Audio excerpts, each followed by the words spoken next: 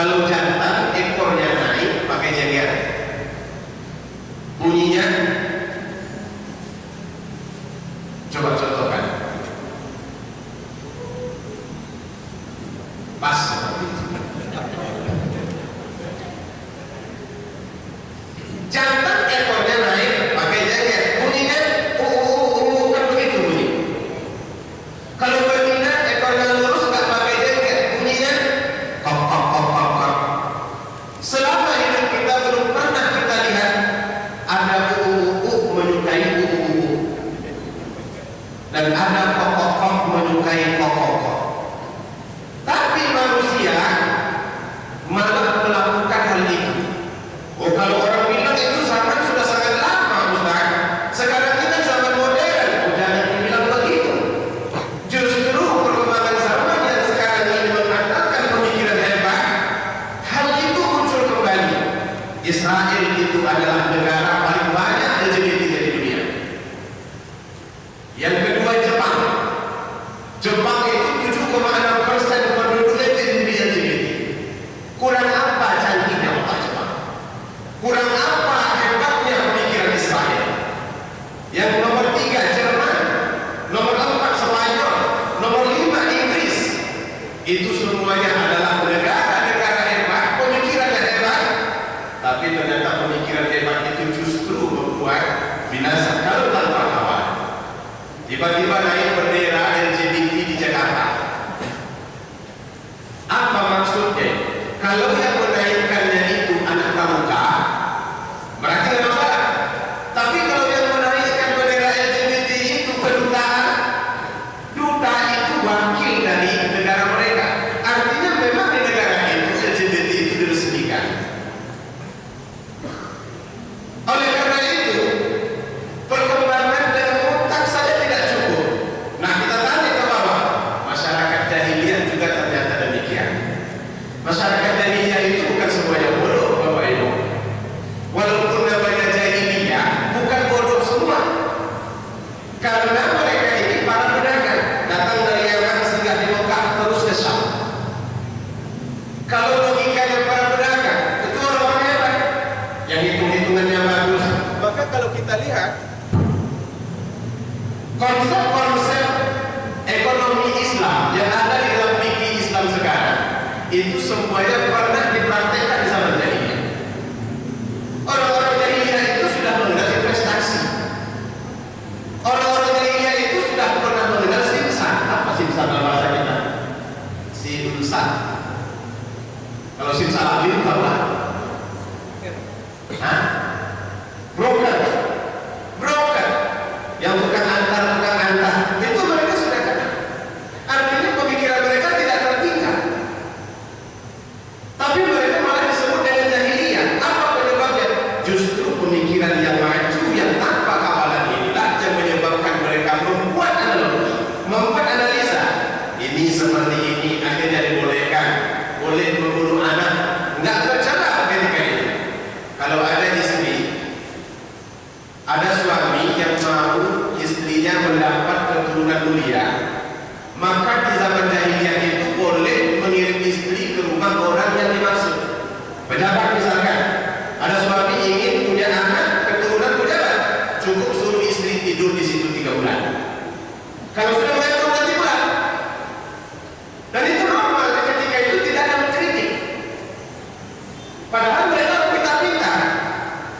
Maka muncullah situasi-situasi yang ganjil, kondisi-kondisi yang amat berat, orang yang bukan muslim yang lemah,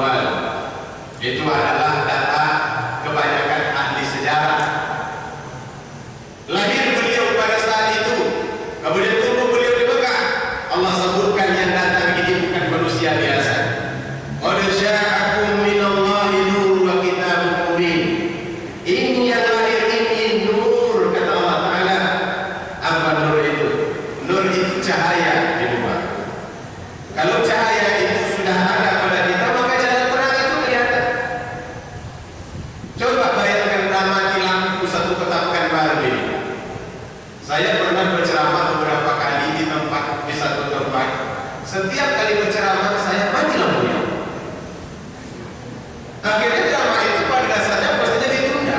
Tapi karena kebetulan jemaahnya tetap bertahan, saya tak tahu apakah mereka bertahan karena segan atau karena memang malu. Mereka carilah dinding untuk mengganti cahaya. Nampak wajahnya, tapi ceramah itu menjadi ceramah yang paling romantis sedunia. Ceramah dengan menggunakan lilin, biasanya kan makan malam, dinner, itu yang pakai lilin. Ini ceramah. Di situ terasa begitu perlunya cahaya. Nah, untuk kehidupan dunia ini, Nabi itu Allah jadikan sebagai cahaya. Qad ja'akum minallah nur wa kitabun mubin. Sudah datang dari Allah Ta'ala cahaya. Maka ketika beliau hadir di tengah-tengah masyarakat seperti yang kita gambarkan tadi, mulailah beliau membuat perubahan. Diajarkan bagaimana harusnya berkeluarga, diajarkan bagaimana harusnya menikah. Yang tadinya LGBT itu gila-gilaan diatur sedemikian rupa, dunia diseimbangkannya, akhirat juga diraihnya. Beliau hebat dalam kata-kata, justru sangat hebat pula di dalam akhlak. Akhirnya semua orang ingin mengikuti dan mengaguminya. Yang mengagumi Nabi ini bukan hanya umat Islam sebagai pengikut, bahkan dari awal musuhnya pun ikut mengaguminya. Kalau kita dikagumi teman itu biasa bapaknya, tapi kalau kita dikagumi lawan itu luar biasa.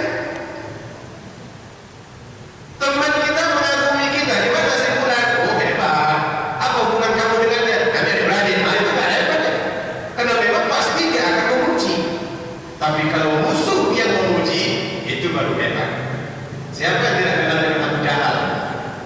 Bapaknya para jahiliyah. Abu itu bapak, jahiliyah jahil. Jadi kalau Abu Jahal, ya bapaknya orang-orang jahil. Jadi kalau kumpul orang-orang jahil, dia lagi hidup. Karena kejahiliannya itu dia selalu menentang apa yang dibawa oleh Nabi. Nabi ngomong begini, gak oke. Nabi ngomong itu bohong. Nabi ngomong begini, gak kita percaya. Tapi diam-diam di dalam hatinya dia bertanya-tanya, apa yang membuat Muhammad ini begitu dikagumi oleh banyak orang?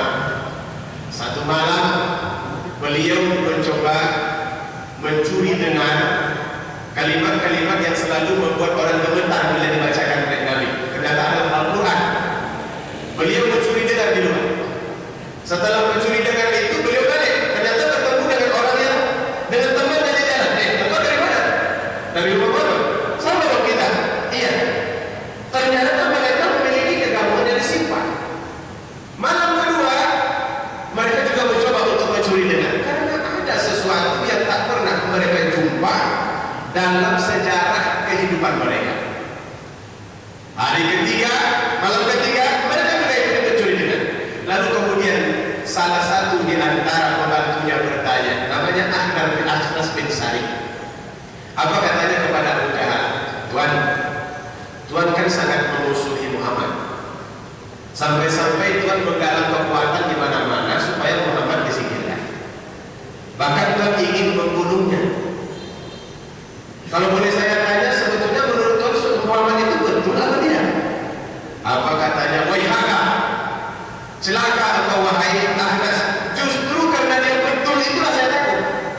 Kalau dia salah, saya tidak khawatir karena orang pasti menolaknya.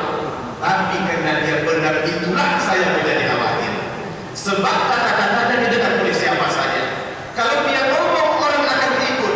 Apapun yang dia anjurkan, orang akan menanggung. Itu yang membuat saya takut.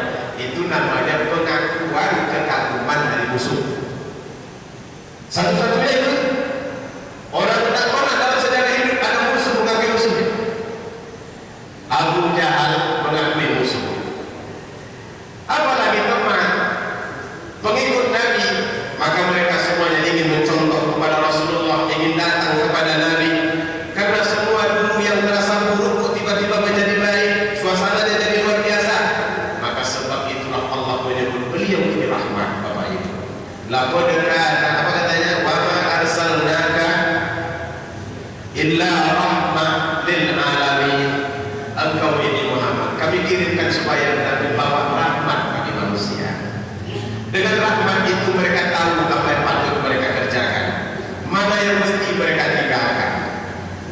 Maka umat Islam pun maju. Yang dulunya jahiliyah keluar dari jahiliyah, yang dulunya tertinggal menjadi bangsa yang maju. Bahkan sampai hari ini Arab itu gila-gila, luar biasa. Bahkan di Dubai itu katanya besok tidak perlu lagi ke Prancis menengok menara yang tinggi, cukup di Dubai semuanya ada. Sekarang itu kalau kita lihat kemajuan Arab itu sangat hebat. Bahkan Bin Salman itu mulai berpikir, ini kalau bisa saya bawa semua kemajuan Eropa itu ke Arab, ya walaupun memang ada kekurangannya. Dibukanya tempat wisata, langsung orang bergoyang di sini. Akhirnya dikritik lagi, tapi kemajuannya luar biasa. Beberapa tahun lalu datanglah seorang tokoh dari tempat kelahiran Nabi itu ke Indonesia. Heboh seluruh orang Indonesia. Namanya Raja Salman. Apa yang membuat kita heboh? Bukankah raja-raja lain juga datang? Raja Thailand selalu datang, Raja Brunei sempat tetap datang. Raja Salman ini sedikit spesial karena katanya dia datang itu bukan hanya melengkap, tapi membawa bantuan, membawa uang 286 triliun, dan itu akan dipinjamkan ke Indonesia tanpa bunga. Cina banyak pinjamkannya, tapi berbunga. Raja Salman katanya datang 286 triliun bersamanya tanpa bunga. Itu mau dipinjamkan ke kita. Maka kita ini bangsa peminjam. Kalau sudah nampak orang yang mau meminjamkan itu, oh sumringah dan senang hati kita, kepada seluruh dunia. Sayangnya tak satu pun sampai ke wilayah. Dari yang dibawanya itu entah ya entah tidak, kita pun tak tahu. Konon begitu sisanya. Jadi heboh kita gara-gara nah itu ibu bapak tokoh lahir ikan di tanah yang belum jadi. Tapi setelahnya masuk ke dalam Islam, semuanya berubah. Ada orang Bukit Tinggi banyak di sini, Pak. Dulu kebanggaan orang Bukit Tinggi itu namanya jam gadang. Kalau ditanya apa kebanggaan Bukit Tinggi, jam gadang. Tapi sekarang jam gadang itu sudah berubah menjadi jam ketek. Karena ada yang lebih gadang di Saudi. Di dekat Masjidil Haram itu ada hotel yang luar biasa. Jamnya besar sekali. Jam gadang itu sekarang di sana. Nah, begitu perkembangannya setelah Nabi membawa mereka dalam Islam, semua orang ingin mengikutinya. Apa yang membuat dan menjadi daya tarik Nabi itu sehingga semuanya bisa berubah? Tak lain daripada akhlak yang beliau miliki. Beliau ini bukan hanya sekedar pemimpin, tetapi juga bawahan. Beliau ini bukan hanya sekedar tampil di depan, tapi juga bisa berada di belakang. Beliau bukan hanya sekedar bisa bicara, tapi juga bisa praktek. Kalau mereka sudah mengatakan begini, dia duluan yang buat. Akhlaknya itulah yang menjadi sumber kekaguman orang dari dulu sampai hari ini. Bahkan orang-orang orientalis itu juga mengakui kehebatan itu. Sebab itu Allah memuji Nabi di dalam Al-Quran. Apa katanya? Wa innaka la'ala khuluqin 'azim. Engkau ini Muhammad betul-betul memiliki akhlak yang tinggi. Salah satu di antara akhlak yang beliau miliki itu apa? Kedermawanan. Padahal hidup beliau itu sederhana, Ibu Bapak. Pernah disampaikan oleh Aisyah, apa katanya? Keluarga Nabi itu tidak pernah kenyang makan roti 3 hari berturut-turut. Hari Selasa makan roti, hari Rabu rotinya masih ada, hari Kamis rotinya pas habis. Nggak pernah terjadi dalam keluarga Nabi. Biasanya kalau sudah makan besok ada lagi. Begitu sederhananya hidup Nabi. Ada dalam hadis yang sangat masyhur. Aisyah ditanya Aisyah tentang kehidupan keluarganya. Kata beliau, nah Aisyah ini kan istri Nabi yang ke berapa? Istri Nabi itu banyak. Katanya 9 yang dipakai. Tapi itu hanya khusus untuk Nabi. Kalau untuk kita boleh 4 bagi yang berbakat. Tapi kalau di tembok sebelah kanan ini tidak ada berbakat. Semua semua, selera ada, keberanian tidak. Sebelah kiri juga begitu. Kalau selera ditanya, dapat lampu hijau saja sedikit, itu sudah laju. Nggak pakai gigi 1, gigi 2, gigi 5. Boleh kamu menikah 1 lagi? Boleh loh. Silakan saja. Tapi biasanya istri tidak akan mau. Bagi mereka tidak ada yang lebih menyakiti di atas dunia ini daripada dibuahkan. KDRT, dicengkeh, dibalikin ke kasur umpamanya. Kan sedang viral sekarang tuh. Nggak ada masalah bagi dia, tapi kalau sudah dituakan itu nggak tahan. Ditampar mukanya masih sama, tiru matanya masih sama, jumpa dengan orang tuanya, kenapa mata bisa tiru begini? Dipukul ya? Iya.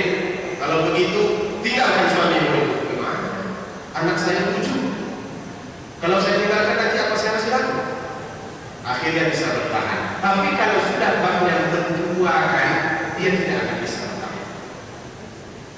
Kalimat yang selalu mengucapkannya itu cuma memberikan ultimatum. Pilih antara 1. Aku atau dia, kata dia dari hati. Karena memang tidak bisa. Nah, Nabi punya banyak keluarga, punya banyak istri, punya banyak anak. Tentu kalau mau banyak keluarga, ini mengajarkan teknis poligami juga. Gimana caranya? Ini sudah terlalu masuk. Ini mohon maaf ibu-ibu kalau kurang mengenakan bunyinya. Tapi insya Allah kalau dijalani selesai saja. Dicoba dulu.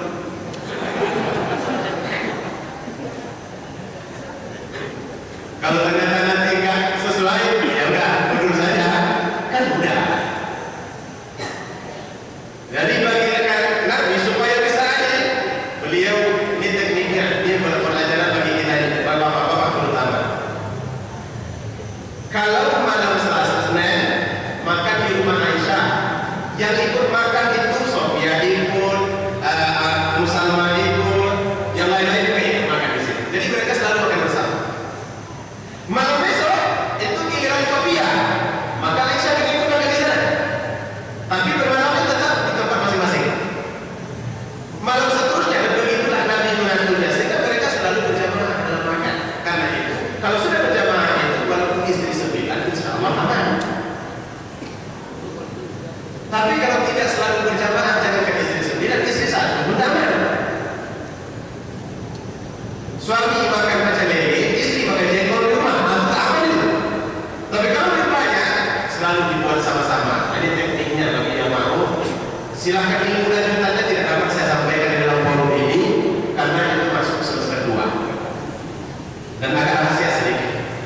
Jadi ditanya oleh orang kepada Aisyah, karena istri Nabi ini banyak orang berpikir bagaimana cara Nabi membelanjai istri-istrinya ini. Ditanya kepada Aisyah, apa yang melakukan engkau? Malam itu kata Aisyah, Nabi datang karena memang pikiran saya. Itu cerita Aisyah tentang kehidupan Nabi Muhammad. Malam itu Nabi datang karena itu pilihan saya. Begitu beliau masuk, kemudian mereka tidur sebagaimana suami istri biasa. Cuma malam-malam beliau bangun dan kemudian minta izin kepada istrinya, bolehkah saya melaksanakan ibadah sholat? Ternyata kalau sudah punya 2 istri itu, hak istri itu lebih utama daripada hal sunnah yang mesti kita lakukan. Minta izin kepadanya. Nabi juga minta izin kepada Aisyah, boleh saya melaksanakan sholat? Dijawab oleh Aisyah dalam bahasa yang agak berbujangkan. Andai kata saya bisa meminta, saya ingin seluruh baginda tetap berada di tempat tidur.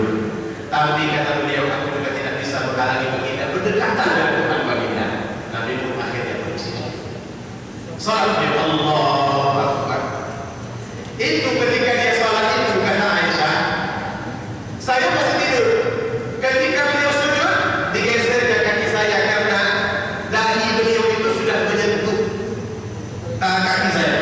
Akhirnya ditepuk Aisyah kaki. Begitu beliau bangkit dari sujud dan berdiri lagi, baru diselonjorkan lagi oleh Aisyah. Sujud lagi, ditepuk lagi. Kira-kira kalau seperti itu ukuran beraktivitas dalam kamar, berapa 10 kali 10. Istilahnya kalau kita sudah sampai bulan kaki kawan di depan, berapa luas sama? Itulah kehidupan Nabi, sangat sederhana. Bahkan walau cenderung kita katakan beliau miskin, tetapi yang menarik dari Bapak, ketika datang orang lain meminta kepadanya, tak pernah Nabi menolaknya. Padahal beliau sendiri susah. Jadi ceritanya dari Umar bin Khattab, seorang laki-laki datang kepada Nabi, kata beliau meminta diberi oleh Nabi. Dalam sejarah catat kisah itu tidak dijelaskan apa dimintanya, tapi Nabi memberikan dari pertama. Hari kedua, laki-laki itu datang lagi, diberikannya lagi. Hari ketiga, laki-laki itu datang lagi, masih Nabi memberi. Hari keempat, datang lagi. Kalau sekiranya orang seperti itu datang, kita minta sedekah, apa ucapan kita? Ya, sebelum saya mendengar ucapannya, ini ceramah bisa dilanjutkan. Apa ucapan kita kalau orang 4 kali datang yang minta sedekah?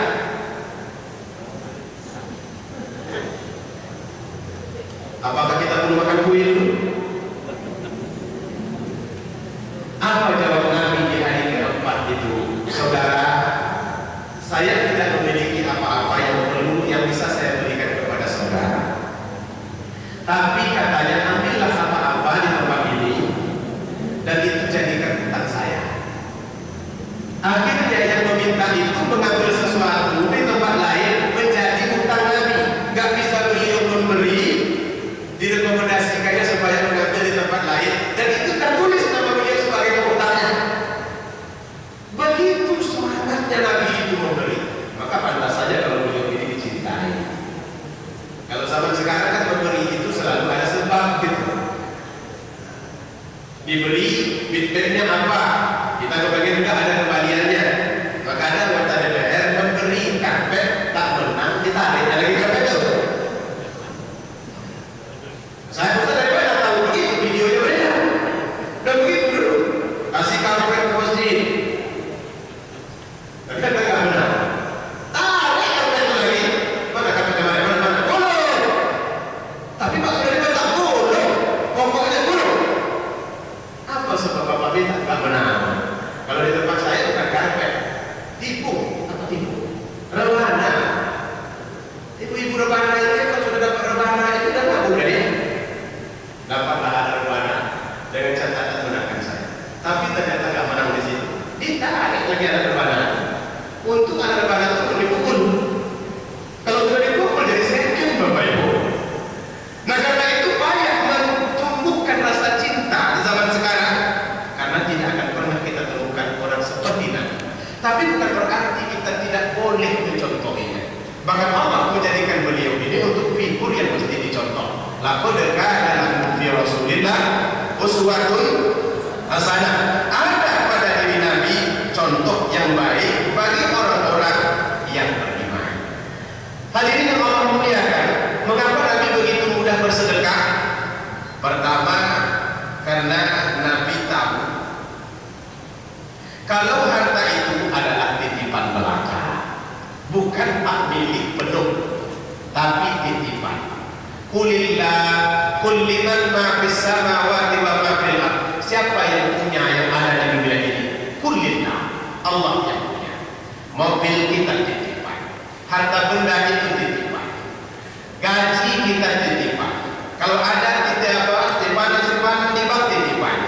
Dan namanya titipan ini pasti nanti pada masanya diambil lagi oleh Allah Subhanahu wa taala. Ayatnya mana kalau kita tanya? Summalatus alunna yawma idzin 'anil na'im. Surah apa itu? At-Takasur. Yang dapat boleh makan kuih. At-Takasur. At-Takasur bagian terakhir. Summalatus alunna yawma idzin 'anil na'im. Coba balik ke belakang. Alhaakumut takatsur hatta zurtumul maqabir.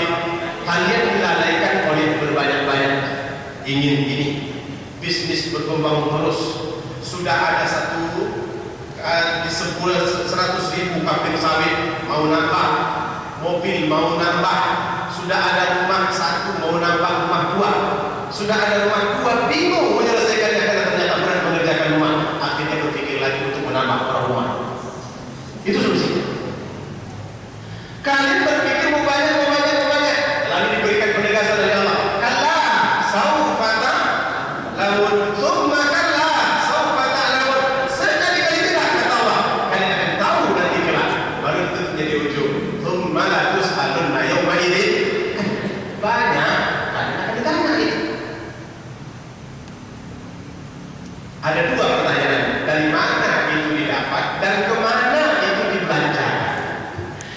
ibu bapak satu pertanyaannya, badan satu pertanyaannya, umur satu pertanyaannya, tapi harta benda dua pertanyaan.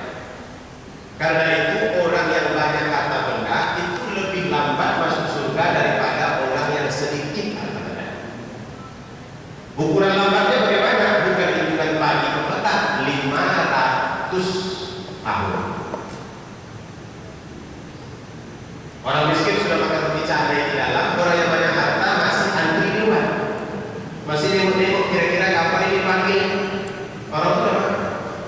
Betul begitu logikanya, betul. Nah, semua saya ditanya, orang miskin cuma punya sepeda motor tahun 91, yang ditanya oleh Allah sepeda motor berapa? Satu. Loh, kita punya Alphard, kita punya Al-Fatihah, kita punya Pajero, punya Pajero itu apa Pajero? Pajero itu rupanya pakai jenggot Rasulullah. Jadi begitu saya sampaikan, siapa yang bilang Ustaz ini Ustaz Pajero? Saya bilang profil saya Ayla. Saya nggak pernah tergabung dalam Pajero Sport itu. Maksud saya Ustaz itu pakai jenggot Rasulullah. Entah dari mana pula ada jadi mengambil. Orang sekarang memang unik. Maka kalau banyak harta benda, resikonya juga pasti banyak. Prosesnya akan lama. Ibu bapak mau cepat masuk surga atau lambat 500 tahun? Pikir-pikir lalu sampai siap. Karena kalau mau cepat, ya udah sedikit harta benda. Kalau mau banyak, lambat, harus banyak. Kalau banyak, maka akan menjadi lambat. Nabi membayangkan itu. Karena itu setiap kali ada orang meminta yang dibayangkannya, jangan sampai nanti ini ditanya oleh Allah Ta'ala. Ini gaji, kemana kau belanjakan? Tunjangan, kemana kau belanjakan? Ada duit sawit, kemana kau belanjakan? Ada duit ini, kemana kau belanjakan? Semakin banyak, maka semakin banyak pula pertanyaannya. Karena itu nanti mudah sekali ketika diminta oleh orang lain. Nah, kita kan tidak berpikir itu. Makanya kadang-kadang ketika diminta, proses pengeluaran duit itu lebih rumit daripada yang lain. Dompet dikeluarkan, nggak bisa keluar satu banyaknya duit di dalam. Dibungkukan pun tak bisa. 3 juta rupiah. Ada warna merah, ada warna biru, ada warna hijau, ada warna pink, warna krim, warna abu-abu, dan warna krim dan abu-abu. Begitu tangannya lebih merah, lewat, biru, lewat, hijau, lewat, baru dia nyantol pada warna. Ayo, yang selalu bukan yang standar. Kalau yang selanjutnya yang warna merah tadi, yang selanjutnya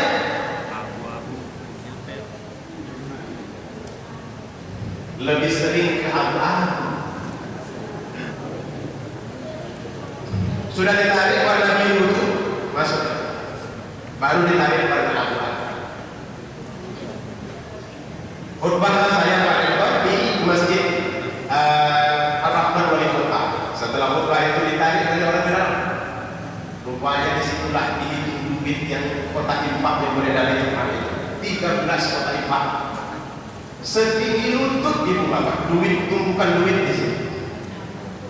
Tapi mayoritas abu-abu. Ada mungkin yang mencoba untuk memasukkannya dalam warna merah, tapi tidak berani lebar, dibuka yang kecil. Masukkannya warna merah itu kan 98 ribu. Dikeluarkannya, tinggal juga abu-abu di dalam itu tadi.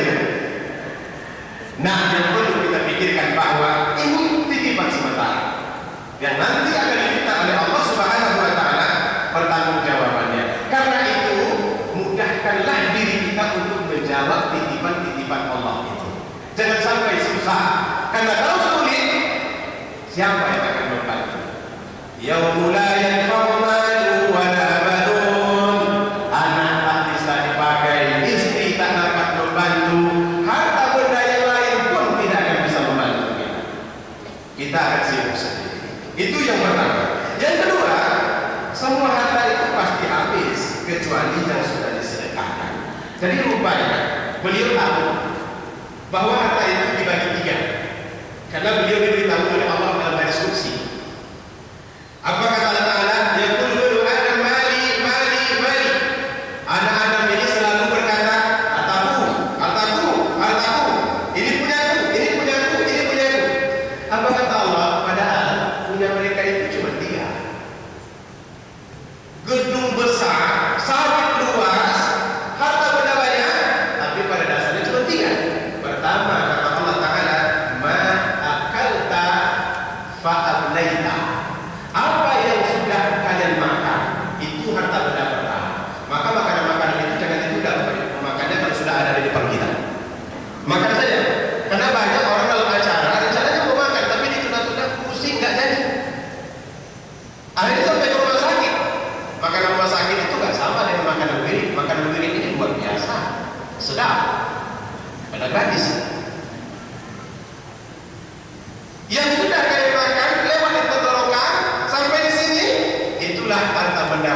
lama. Tapi kata Allah Ta'ala, fa'ablaita itu sebentar tahan.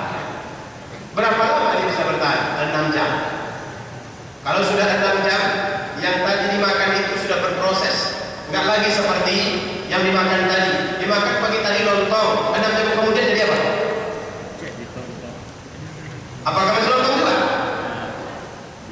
Makan malam ayam penyet keluar lagi. Kalau masih ayam penyet juga, itu menguntungkan awal bros, karena berarti kita akan ke sana sebentar lagi. Fa'ablaita, maka itu akan habis. Yang lewat itu tenggorokan. Kalau dia belum lewat, itu berarti belum harta benda kita. Ada keluarga saya dulu ibu bapak dan meninggal dunia. Pulang Jumat udah bukalah baju, karena ternyata makan paling enak di dunia itu pulang Jumat. Entah apalah yang menyebabkan makan enak pula di situ. Makanya karena itu ibu-ibu jangan sampai Jumat itu tak masak. Kalau Selasa tak masak, tensi darah tak naik. Tapi kalau Jumat tak masak, itu langsung melonjak. Karena di situ makan paling enak. Nah beliau juga mau makan seperti biasa. Ini sudah dihidangkan. Ada jengkol 4 di tangannya. Dibukalah baju. Ketika dia membuka baju, belum sempat selesai buahnya semuanya dibuka karena kepengen makan enak. Tiba-tiba roboh jadi tempat makan itu. Anak-anaknya berlarian. Kenapa bapak? Pingsan. Akhirnya dibawa ke Pekanbaru. Inna lillahi wa inna ilaihi raji'un. Akhirnya dilepaskanlah, ketika di bawah itu dilepaskanlah jengkol dari tangannya, letakkan. Sampai besok jengkol itu masih ada di situ.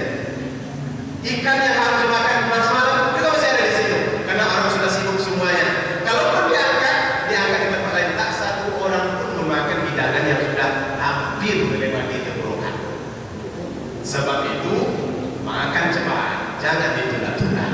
Enggak ada masalah pada saya nggak apa. Karena yang sudah lewat di sini, kalau sudah nggak lewat lagi ibu bapak itu habis.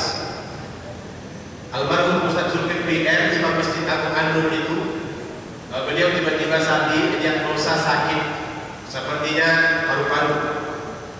Lalu beliau dirawat di awal bros, datang saya ke situ, pegang di sini. Saya pegang, memang agak keras. Waktu itu saya tanya, dia masih duduk, apa kabar Ustaz? Padahal biasanya kalau kita tanya begitu ceria, apa kabar Ustaz? Begitu saja. Lalu di depan saya diambil istrinya, roti bantal itu yang lembut itu dibulat-bulatkan. Karena dia dari beberapa hari ini makan Ustaz. Dibulat-bulatkan, disendok sedikit teh, dimasukkan dulu roti itu yang kecil itu ke dalam mulutnya, dikasih teh. Meleleh di sini ya. Dan keluar lagi roti itu. Kalau sudah seperti itu kondisinya, itu berarti sudah tidak ada. Nikmat terakhir itu adalah minum. Kalau minum sudah tidak bisa, itu berarti sudah dekat-dekat. Maka habiskan minum kita segera. Tidak ada dekat-dekat.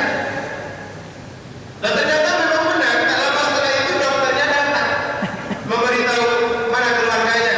Saya bilang, begini Pak, kami sudah tidak ada lagi tindakan yang bisa diambil.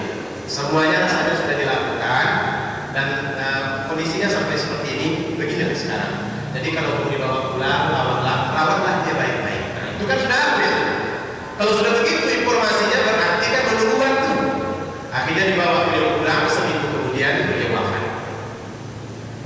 Karena itu jangan terlalu gila-gilaan mencari sesuatu yang sebentar. Hanya 6 jam, Pak Ablaita. Yang kedua, kata Allah Ta'ala dalam hadis kursi itu, mana bisa apa yang kau pakai? Dan ini Pak Ablaita akan busuk. Yang warnanya merah berubah, yang warnanya hitam guntur,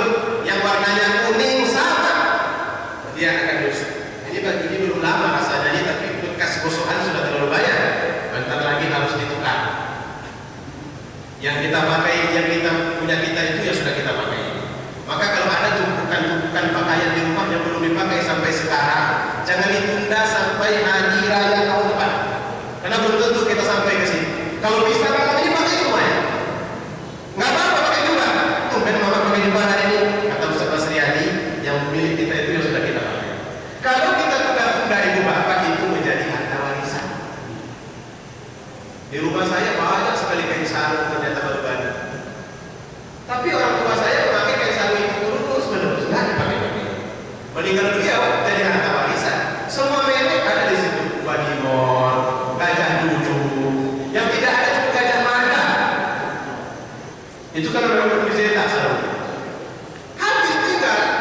Nah kalau baru masih orang bisa terima, tapi kalau sudah lama nggak mau orang pakai baju, ditunda-tunda pakaiannya, nanti kita itu jadi milik orang lain.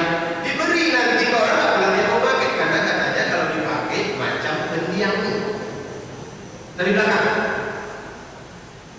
Yang ketiga, harta benda kita itu mana tersedekah, apa yang sudah kita sedekahkan. Fa'amaita itu artinya tersimpan sudah. Karena kalau sudah disedekahkan itu ibu bapak, itu nggak bisa kita ganggu-gugat lagi.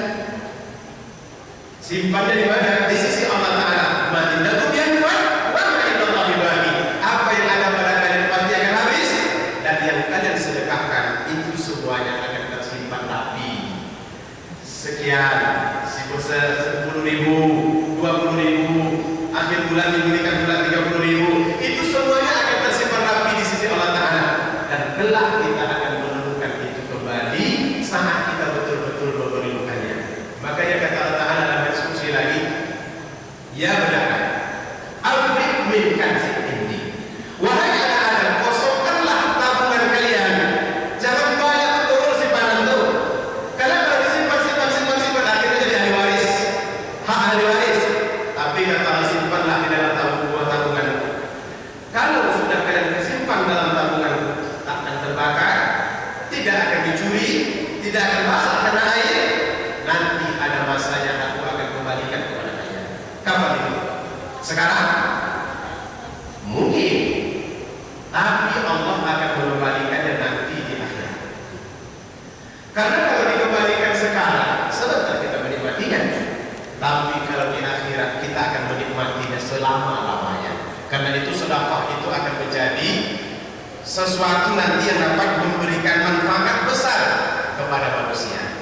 Bahkan ibu bapak orang mati, kalau boleh mereka hidup, maka mereka akan meminta kepada Allah kesempatan supaya mereka bisa bersedekah lagi. Laula akhartana ila ajalin qarib, itu kalau udah mati ya. Fa asaddaqa wa akum minas salihin. Kenapa tidak dimundurkan mati kali ini ya Allah, walaupun sebentar saja. Ajalin qarib itu artinya sebentar. Enggak perlu 3 bulan, enggak perlu 3 tahun. Andai kata cepat kami punya 1 hari, balikkan kami ke dunia. Fa asaddaqa, apa yang mereka minta? Supaya kami bisa bersedekah. Kenapa bisa begitu? Mereka sudah nampak fadilah sedekah itu setelah mati. Kalau sekarang memang tidak terasa. Tapi setelah mati itu betul-betul akan terasa. Karena itu selagi hidup ya sudah bersedekah. Jangan sampai mati lalu kemudian diminta untuk hidup kembali.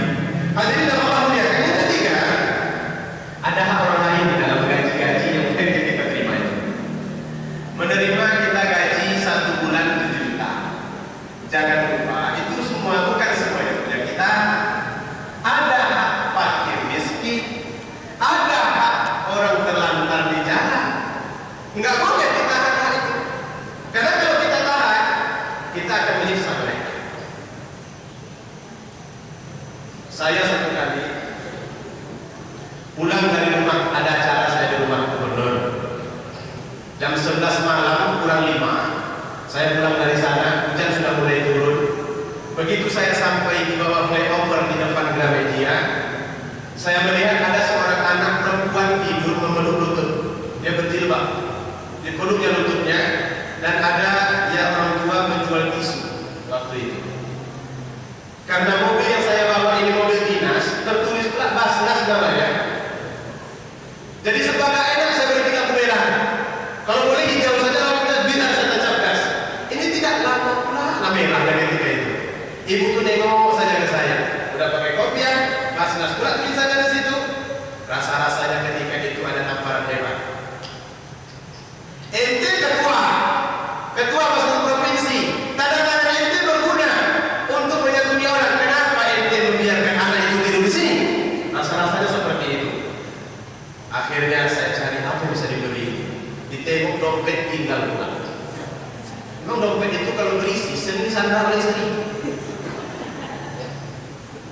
Dan istri pun paham juga ya.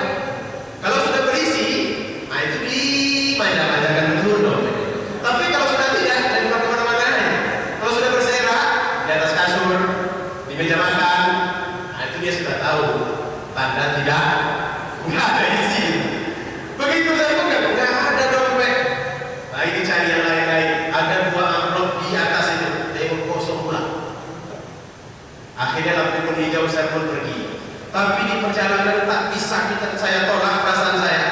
Apakah saya harus kembali? Harus kembali? Harus kembali? Tapi kalau kembali jangan-jangan nanti dia pulang. Ini sudah jam 11. Sampai di rumah ternyata istri saya sudah tidur. Saya bangunkan beliau. Umi sudah makan? Belum ya? Kalau begitu ayo kita makan di luar saja. Karena maksud saya mau itu anak tadi. Akhirnya alhamdulillah sampai saya di situ beliau belum pulang. Sudah jam 11 lewat 10 menit. Hujan sudah mulai turun. Duduk saya di trotoar itu bersama perempuan yang tua. Karena bertanya nggak mungkin dari dalam mobil. Akhirnya saya duduk di situ. Ini kalau sempat ada orang tahu ketua Basnas duduk jam 11 hampir setengah jam 11 setengah malam menyantuni orang miskin, jadi anggota DPR saya. Tapi nggak ada yang tahu. Karena saya juga pakai masker, pakai sandal jepit, nggak pakai kopiah, tapi cuma pakai topi pen. Saya tanya beliau kenapa ibu belum pulang. Ini sudah jam 11 lewat 10 menit. Katanya tisu saya masih ada 4 yang belum laku. Dalam hati siapa yang akan membeli di malam-malam seperti ini? Mobil pun sudah mulai jarang, hujan. Maka saya bilang dengan beliau, kalau saya beli 4-4-nya ibu mau nggak? Mau. Lalu yang anak ini siapa ini? Cucu atau anak? Cucu. Dia inilah teman saya untuk berjalan di tempat ini. Di bawahnya cucunya itu. Berapa usianya? 7 tahun. Dia kelas 1 SD. Ibunya mana? Ada. Ada. Apa kerja ibunya? Nyuci di rumah orang. Ayahnya? Nah itulah Pak. Sampai sekarang ayahnya menghilang. Banyak pula ayah menghilang sama sekarang ya. Maka hati-hati cari menantu. Kalau perlu setelah dia mengangkat nikah itu pasang GPS pada calon menantu dia. Biar kita bisa mendeteksi kemana dia pergi. Ini anak tidak ditinggalkan, dia menghilang. Dibiarkan dia istrinya nyuci di rumah orang. Ibu masih punya suami? Masih. Tapi sudah agak tua, sudah tua. Dua-dua matanya kena katarak. Dulu dia sopir, tapi sekarang dia tidak bisa nyetir lagi karena dia tak nampak. Rumah di mana? Disebut di depan sub tunjang pertama. Terbayang dari situ kita sering makan. Namanya Ibu Happy. Sub tunjang pertama di situ rumah saya. Sewa? Iya. Berapa sewanya? 600. Jadi dari untuk mencari sewa 600 itu, ibu menjual isu untuk membayarnya. Iya. Dalam hati ya Allah. Kita tadi di rumah gubernur makan sepuas-puasnya. Rasanya ada dosa yang tidak bisa diucapkan ibu bapak. Allahu Akbar. Kalau mau makanan itu saya keluarkan kan? Akhirnya saya titipkan duit 200.000. Ibu pulang sekarang, tisunya besok saja jual. Tapi jangan berdiri lagi di sini. Bawa anaknya, ini sudah terlalu malam. Akhirnya beliau pun berkemas. Saya tengok sampai dia menghilang. Dah menghilang, baru saya pulang. Kalaulah semua orang berzakat atau bersedekah, ibu bapak, dia tidak akan seperti itu. Pasti hidupnya tersantuni. Rumahnya tidak perlu disewa lagi. Karena umat Islam itu banyak dan kita mampu untuk itu. Tapi karena tidak sampai, sebahagian banyak, akhirnya hak-hak mereka itu tidak bisa mereka nikmati. Mereka harus berusaha sendiri dengan cara yang keras. Malam tadi juga terulang perkara ini, tapi orangnya beda. Berjalan saya dari Sudirman putar ke Ahmad Yani mencari seorang ibu yang pernah saya bantu dulu sebelum saya di Basnas. Dulu sebelum saya bantu dia selalu duduk di depan umri di pagar. Dia ada anak 2 perempuan, dia selalu tidur di situ anaknya. Pulang saya dari pengajian, amplop itu jadi korban biasanya. Tengok, nggak ada yang beri, amplop dibuka. Untung pula ada isinya. Kalau seperti tidak ada isinya kan sama-sama kecewa. Dia kecewa, ya saya lebih kecewa lagi. Itu dibagi-bagi.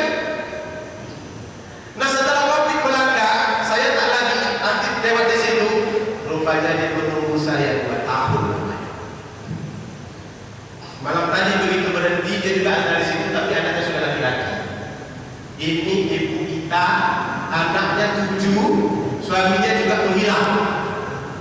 Jadi saya ini sekarang untuk menyantuni istri-istri yang suaminya menghilang. Bapak ibu yang bapak-bapak yang kira berminat itu boleh diambil. 7 anak. Semuanya 700. Di situ lah dia nongkrong terus-menerus. Begitu saya buka, saya panggil beliau, ibu kita masih ingat dengan saya. Alhamdulillah ya Allah, pada kita yang bapak. Memang insting saya itu benar cakapnya banyak. Insting saya itu katanya mudah-mudahan saya jumpa lagi dengan bapak ini. Karena anak saya sudah selalu bertanya-tanya, mana bapak yang selalu memberi kita sedekah dulu, kok nggak datang-datang? Begitu ternyata harapan mereka akan ada dalam hidup. Lalu kalau itu ditahan bapak ibu, bagaimana kita mempertanggungjawabkan? Makanya Nabi ketika beliau ada di depan itu, beliau tidak pernah mengundurnya. Ketika beliau sholat asar, Assalamualaikum warahmatullahi, Assalamualaikum warahmatullahi, langsung beliau berdiri. Posisi mimbar Nabi itu kan agak berjarak dengan pintu kamarnya, pintu rumahnya. Langsung beliau berdiri melangkahi bahu-bahu orang yang sedang berzikir. Sahabat-sahabat menjadi heran, ada apa dengan Nabi itu tergesa-gesa saya. Setelah keluar beliau baru menyampaikan, saya tahu kalian bertanya-tanya kenapa saya terburu-buru. Ada satu simpanan emas di bawah kain yang belum saya sambungkan. Saya takut itu tak sempat. Karena itu saya tak sempat berdoa untuk memberikan itu. Karena ini punya orang. Kalau saya tunda, mereka tertunda makannya. Kalau saya tak beri, mereka juga akan kesulitan. Bagaimana mempertanggungjawabkannya kepada Allah? Makanya Allah turunkan ayat wa fi amwalihim haqqun ma'lum lis-sa'ili wal mahrum. Dalam harta kita itu ada hak anak yatim, ada hak fakir miskin, ada hak orang-orang yang susah. Bapak Ibu, beberapa waktu yang lalu Basnas bersama BI ini sudah berzakat ini. Dan juga rumah yatim membuat sumur di dinding. Ketika pertemuan bersama-sama, saya bertanya, kenapa sumur itu terbuat? Itu sumur itu begitu hidup mesinnya langsung second. Nanti kalau mati siapa perbaikinya? Tentu tidak akan lagi bermanfaat. Yang hadir itu diam saja sebab nggak ada komentar. Mungkin dalam hati mereka ente tak tahu lokasinya. Setelah saya berpidato, akhirnya mereka bawa saya ke lokasi sumur itu. Sumur itu dalamnya 212 meter. Kalau di rumah kita 18 meter. Di situ 212 meter. Begitu sampai di situ, satu komplek ini fakir semuanya. Allahu Akbar. Nggak sanggup kita duduk di rumahnya. Kita kenapa? Kita akan bersih-bersih. Ditengok Allahu Akbar. Semuanya fakir. Tapi menengok kita datang pakai rompi itu tertulis pula di situ Basnas. Disiapkan juga tenda kecil. Ada juga makan di situ. Masya Allah. Jadi kalau begitu jangan ditahan. Karena kalau kita tahan sebentar saja, mereka akan menderita. Itu harus kita keluarkan. Wa fi amwalihim haqqun ma'lum lis-sa'ili wal mahrum. Kemudian yang keempat, sedekah itulah yang akan menjadi penolong kita nanti di hari kiamat. Mau tidak mau kita harus setuju bahwa dunia ini akan berakhir. Nggak berakhir cepat dalam bentuk kiamat, minimal berakhir cepat dalam hidup ini. Nah, perjalanan akhirat itu panjang. Dan yang akan membantu kita itu adalah sedekah yang kita berikan. Makanya kata Nabi, kullu mri'in fi dhilli sadaqati. Setiap orang akan berada di bawah naungan sedekah. Zillin itu bahasa kitanya payung. Bapak Ibu, pernah mendengar bahwa matahari itu sejengkal di atas kepala? Itu sebetulnya nggak ada ukuran sejengkal itu. Hadisnya cuma Nabi menyebut kata-kata mud, bahwa matahari itu mud seukuran mud. Ada bahasa mud itu ternyata diterjemahkan hitungan kilometer, lebih kurang 2,3 kilo. Matahari di atas kita nanti di hari kiamat. Dan ada juga kata-kata itu artinya siwak. Kayu siwak itu kan kayu yang digunakan gosok gigi Pak. Kadang-kadang ada jemaah tabligh sebelum dia takbir digosoknya giginya dulu, itu siwak namanya. Boleh memang begitu Ustaz? Boleh, memang sunnah. Laula anna syukwa ala ummati la amartuhum bisiwak inda al-musaf. Nah, siwak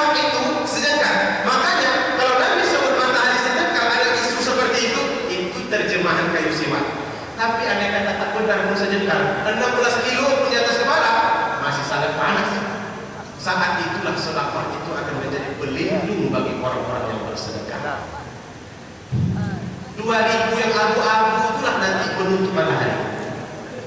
Tapi kalau di sini nggak ada, insya Allah semuanya warna merah. Setuju Bapak Ibu? Nggak yakin kayaknya yang setuju. Saya turunkan sedikit bandrolnya warna biru. Setuju? Belum juga setuju. Abu-abu setuju? Oh berarti naik sedikit. Krim berarti ya. Yang krim itu 5.000 rupiah. Maka ini mesti kita tunaikan. Jangan kita tahan, jangan kita nikmati sendiri. Kalau kita nikmati sendiri ada hak mereka di situ, maka kita memakan hak orang lain. Kasihkan ke anak, kasihkan ke istri, bangun rumah, beli mobil. Ini ban mobil ini, ban mobil orang miskin. Beras kita punya dia, kulkas kita punya dia. Karena di situ dengan uang itu dibelikan. Ini nanti yang akan menyebabkan Allah. Kemudian yang kelima, salah satu pintu surga itu namanya sebab sedekah. Semua kita masih ingin masuk surga, karena daripada banyak masuk surga semua ini. Apalagi makin sini kan akan cepat masuk surga. Karena syarat masuk surga itu mati dua. Ya iyalah, kan mungkin kita masuk surga ini mati dulu. Nah yang sebelah sini kan segar-segar semua. Yang umur sudah lebih, tapi bukan berarti mereka lebih duluan. Boleh jadi juga yang muda duluan. Karena soal mati ini soal Tuhan. Nah hadirin yang Allah mulia, ada satu pintu di surga itu nanti namanya bab sedekah, pintu sedekah. Pintu surga itu ada 8. Ada bab duha, pintu duha, ada bab sedekah, pintu sedekah, ada bab tahajud, pintu tahajud. Orang yang bersedekah mereka akan masuk dari pintu itu. Du'ya dipanggil orang-orang yang bersedekah itu. Wahai ahli sedekah, ini pintu kalian. Kalau kita di bandara kan ada gate 7, gate 5, gate sekian. Nanti di surga itu juga ada gate-gate tertentu sesuai dengan amal ibadah yang paling dominan. Alhamdulillah, di UIR ini semangat bersedekah itu sudah luar biasa. Tapi masih bisa disangat-sangat luar biasa. Tadi saya